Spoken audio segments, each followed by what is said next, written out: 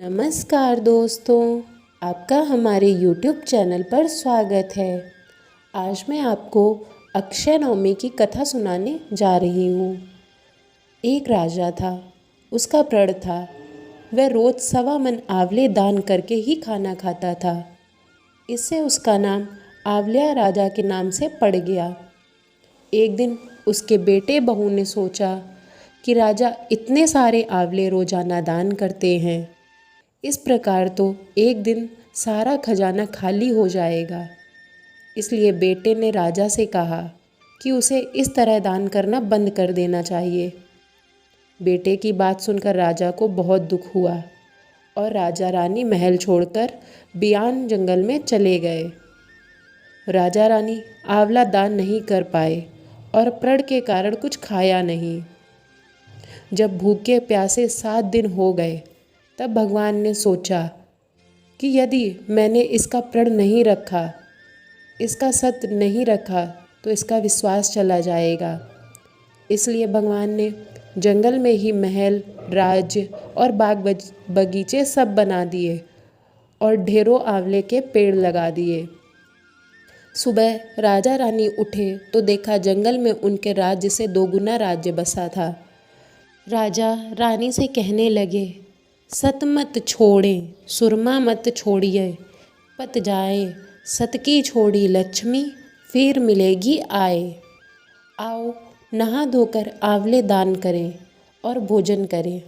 राजा रानी ने आंवले दान करके खाना खाया और खुशी खुशी जंगल में रहने लगे। उधर आंवला देवता का अपमान करने व माता पिता से बुरा व्यवहार करने के कारण बहू बेटे के बुरे दिन आ गए। राज्य दुश्मनों ने छीन लिया, दाने दाने को मोहताज हो गए और काम ढूंढते हुए अपने पिता के राज्य आ पहुँचे। उनके हालात इतने बिगड़े हुए थे कि पिता ने उन्हें बिना पहचाने हुए ही काम पर रख लिया। बेटे बहू सोच भी नहीं सकते कि उनके माता पिता इतने बड़े राज्य के मालिक भी हो सकते हैं, सो उन्होंने भी अपने माता पिता को नहीं पहचाना। एक दिन बहू ने सास के बाल गूंथते समय उनकी पीठ पर मसा देखा। उसे यह सोचकर रोना आने लगा कि ऐसा मसा मेरी सास के भी था। हमने यह सोचकर उन्हें आंवले दान करने से रोका था कि सारा धन नष्ट हो जाएगा, आज वो लोग न जाने कहाँ होंगे। यह सोचकर बहू को रोना आने लगा और आंसू टपक टपक कर सास की पीठ पर गिरने लगे। रानी ने तुरंत पलटकर देखा और पूछा कि तू क्यों रो रही है। उसने बताया, आपकी पीठ जैसा मसा मेरी सास की पीठ पर भी था। हमने उन्हें आंवला दान करने से मना कर दिया, इसलिए वो घर छोड़कर कहीं चले गए।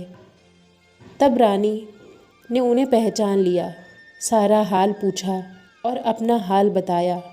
अपने बेटे बहू को समझाया कि दान करने से धन कम नहीं होता बल्कि बढ़ता है।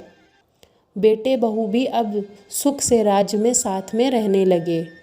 हे भगवान, जैसे राजा रानी का सत रखा वैसे सबका सत रखना, कहते सुनते सारे परिवार को सुख रखना।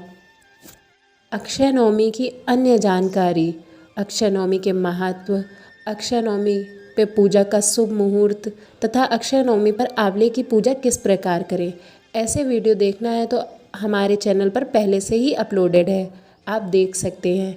और ऐसी ही कथाएं सुनने के लिए देखते रहिए हमारा YouTube चैनल। और अगर आप हमारे चैनल पर नए हैं तो हमारे चैनल को लाइक, शेयर और सब्सक्राइब करें। धन्यवाद।